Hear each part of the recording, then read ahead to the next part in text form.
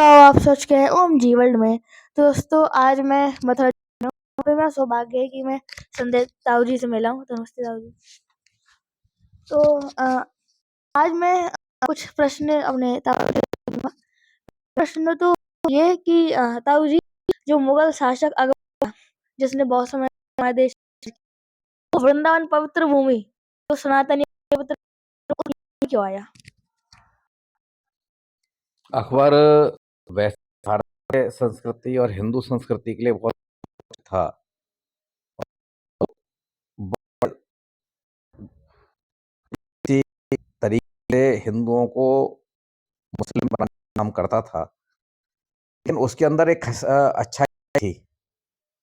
किसी की योग्यता का भी वो करता था। तो उस के दरबार में नवरत्न थे, जैसे एक जिनका नाम गोपाल था। बचपन का नाम गोपाल था, ग्वालियर के वो निवासी थे।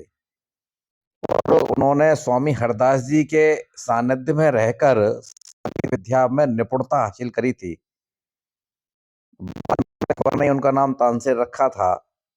तो तानसेन से पूछा कि अरे तुम इतने अच्छे गायक हो तो तुम्हारे गुरु कितने अच्छे गायक होंगे, तो गुरु से मेरे को मिलना है। तो उनसे ने कहा कि गुरु से मिलने के लिए आप राजसीय वेश में नहीं जा सकते, बादशाह बन सकते, उनसे नहीं मिल सकता कोई भी। तो तानसेन शिष्य बनकर अकबर स्वामी हरदास जी से मिलने के लिए वृंदावन पधारे थे। और वो अपने साथ में कोई राष्ट्रीय तामझाम लेकर नहीं आए थे, लेकिन स्वामी हरदास जी कोई संगीतज्ञ नहीं थे। वो परम पिता परमेश्वर के परम भक्त थे और बहुत तुरंत वो पहचान जाया करते थे कि मेरे से मिलने कौन आया है, किस भावना से मिलने आया है। तो जैसे ही अकबर ने प्रणाम किया शिष्य के रूप में, उन्होंने तुरंत उनको पहचानते हुए कहा कि कहिए बादशाह अकबर, कैसे आपका आना हुआ।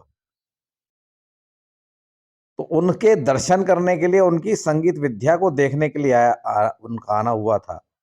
उनको संगीत तो सुनने को नहीं मिला, लेकिन उनके वैभव का चमत्कार उनको देखने को मिला।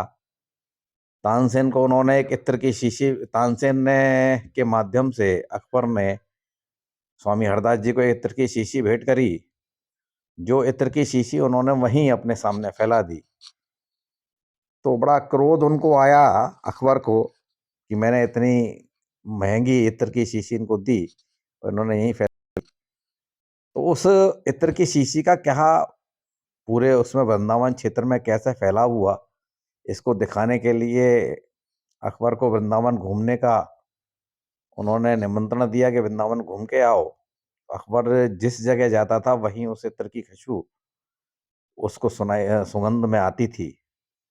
स्वामी हरदास जी के पास में जब वृंदावन घूमने के पश्चात गए तो उसने ये वर्णन किया, तो उन्होंने कहा ये इत्र की शीशी तो मैंने कृष्ण को चढ़ा दी थी, अपने आराध्य को चढ़ा दी थी। और कृष्ण की नगरी है वृंदावन, इसलिए पूरे वृंदावन क्षेत्र में वो सुगंध आपको सुनाई दे, सुगंध सूंघने को मिल रही है। तो उस घटना के बाद में वो स्वामी हरदास जी का भक्त तो नहीं कह सकते, लेकिन उन्होंने उनके चमत्कार को, उसको स्वीकार किया। इस स्वामी हरदास जी से मिलने के लिए ही वो तानसेन के शिष्य के रूप में मथुरा आया था, वृंदावन। तो आज मुझे आपसे मिलकर बहुत अच्छा लगा। तो नमस्ते ताऊ जी।